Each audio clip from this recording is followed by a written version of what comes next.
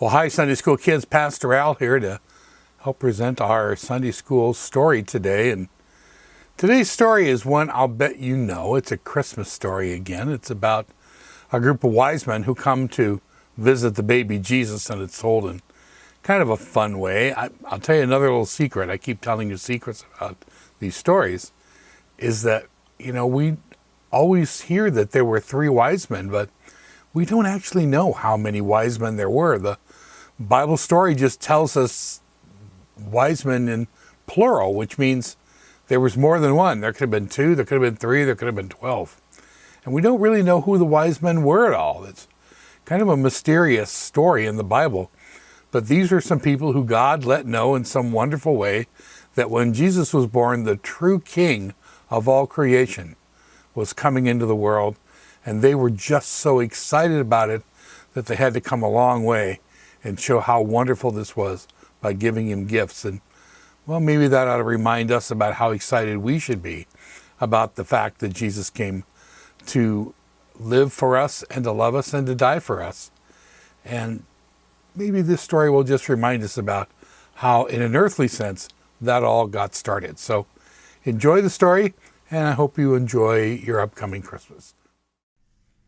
The King of all kings.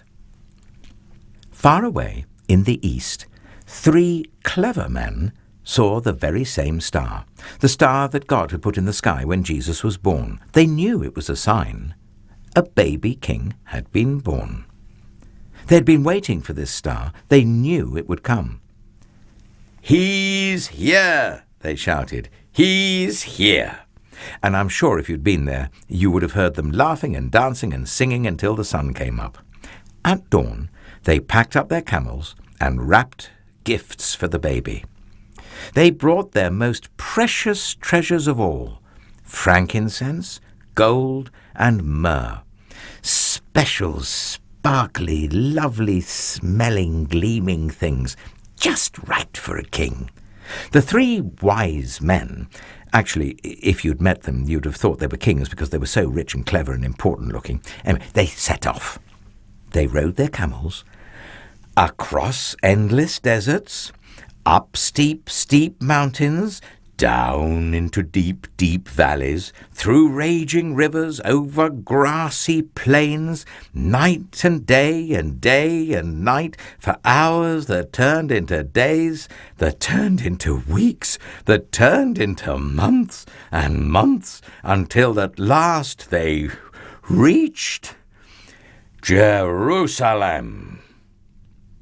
Jerusalem was by far the most important city for miles around, and as anyone can tell you, that's where a palace would be, and kings are born in palaces.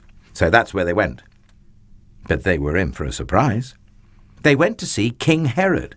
Surely he'd know where this baby was, but he didn't. In fact, he didn't like the sound of a new king. It made him cross. He didn't want anyone to be king except him.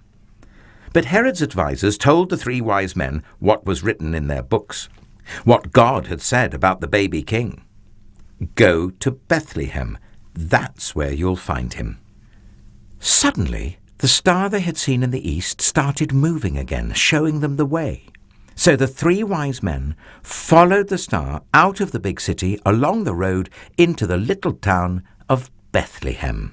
They followed the star through the streets of Bethlehem, out of the nice part of town, through the not-so-nice part of town, into the really not nice at all part of town, down a little dirt track until it stopped right over a little house.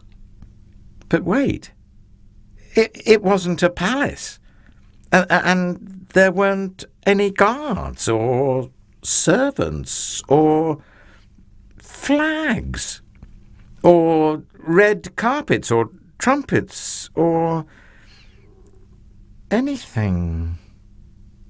Did they get it wrong? Or was this what God meant? Sure enough, in that little house, there sitting on his mother's knee, they found him, the baby king. The 3 men knelt before the little king. They took off their rich royal turbans and gleaming golden crowns. They bowed their noble heads to the ground and gave him their sparkling treasures. The journey that had begun so many centuries before had led 3 wise men here, to a little town, to a little house, to a little child, to the king God had promised David all those years before. But this child was a new kind of king. Though he was the Prince of Heaven, he had become poor. Though he was the mighty God, he had become a helpless baby. This king hadn't come to be the boss. He had come to be a servant.